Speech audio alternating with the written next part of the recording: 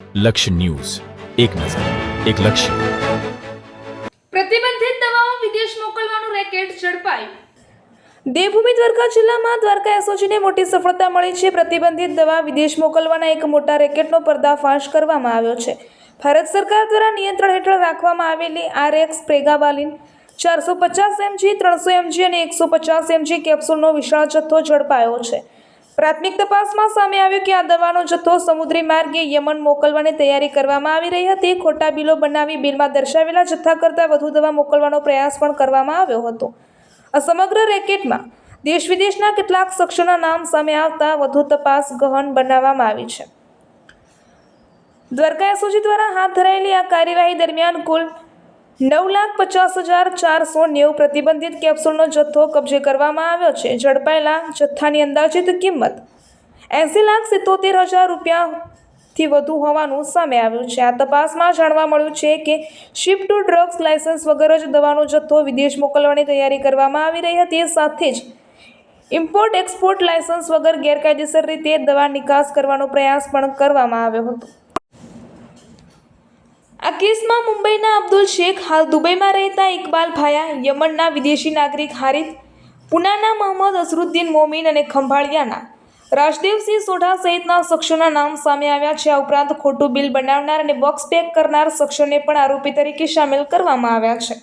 આ સમગ્ર મામલે BNSની કલમ 316, 318, 336, 338 અને 61 હેઠળ ગુનો નોંધવામાં આવ્યો છે. સાથે જ ડ્રગ્સ એન્ડ કોસ્મેટિક એક્ટની કલમ 18 અને 27 મુજબ પણ કાર્યવાહી હાથ ધરાઈ છે. હાલ એસઓજી દ્વારા તમામ આરોપીને ઝડપી પાડવા કવાયત તેજ કરવામાં આવી છે. દેવભૂમિ દ્વારકામાં થયેલી આ કાર્યવાહી આંતરરાષ્ટ્રીય સ્તરે દવા સપ્લાય કરતી ગેરકાયદે રેકેટ માટે મોટો ઝટકો માનવામાં આવી રહી છે.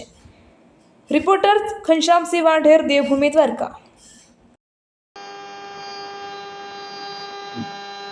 નાયબ પોલીસ મહાનિરીક્ષક શ્રી નેલી તરાઈ સાહેબ, રાજકોટ વિભાગ તથા દેવભૂમિ દ્વારકા જિલ્લાના પોલીસ અધિક્ષક શ્રી જયરાજસિંહ વાળા સાહેબ તરફથી જિલ્લામાં ગેરકાયદેસર રીતે દવાઓનો સંગ્રહ કરતા, હેરાફેરી કરતા તથા વેચાણ કરતા ઇસમો વિરુદ્ધ અસરકારક કાર્યવાહી કરવા માટે સૂચના આપેલ હોય, જે અનુસંધાને એસઓજી શાખા દ્વારા ગત તારીખ 15/4/2024ના રોજ બાતમી આધારે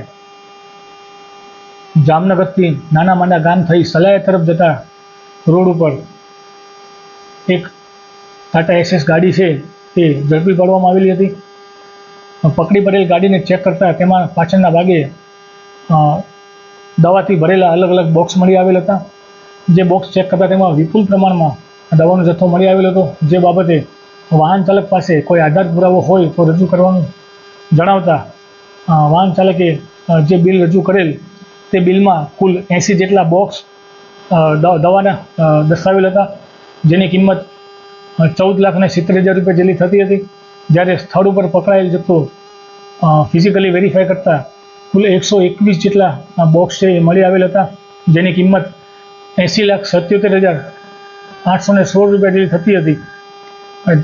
તેથી રજૂ કરેલ બિલની સામે સ્થળ ઉપર મળી આવેલ જથ્થામાં મોટા પ્રમાણમાં વિસંગતતા જણાતી હોય અને તે બાબતે કોઈ સંતોષકારક ખુલાસો ન થતો હોય, જેથી તમામ જથ્થો BNSS કલમ 106 મુજબ કબજે કરી વધુ તપાસ માટે કબજે કરવામાં આવેલું હતું.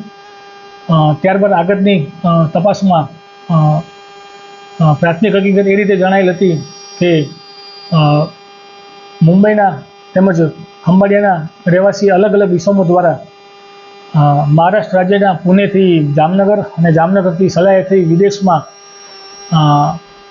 ટેક્સ ચોરી કરવાના ઈરાદે તેમજ કસ્ટમ ક્લિયરન્સ મેળવ્યા વગર આ પ્રકારે દવાઓનો જથ્થો વિદેશમાં મોકલવા માટેનું એક રેકેટ ચાલી રહ્યું હોય તેવું પ્રાથમિક તપાસમાં સ્પષ્ટ રીતે ફલિત થયું હતું.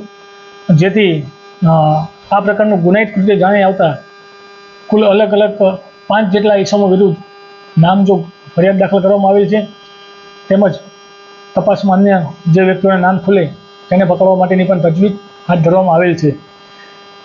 જે ઇસમો વિરુદ્ધ નામજોગ ફરિયાદ દાખલ કરવામાં આવેલ છે તેમાં અબ્દુલ મોઇન, અબ્દુલ રહેમાન મોહમ્મદ ઇશાક રહે મુંબઈ, ઇકબાલ કરીમ ભાયા રહે સલાયા હાલ દુબઈ, હારિથ નામનો વ્યક્તિ જે હાલ યમનમાં રહે છે તે, મોહમ્મદ અઝરુદ્દીન ઇમામુદ્દીન મોમીન રહે પૂના, રાજદેવસિંહ ભોજુબા સોઢા જે ખંભાળિયા તાલુકાના રહેવાસી છે તેઓની વિરુદ્ધ નામજોગ ફરિયાદ દાખલ કરવામાં આવેલી છે. તેમજ સમગ્ર ગુનાની તપાસ દરમિયાન અન્ય જે પણ આરોપીઓનું નામ ખુલે તેની વિરુદ્ધ પણ કાયદેસરની કાર્યવાહી કરવા માટેની પ્રક્રિયા હાથ ધરવામાં આવી છે.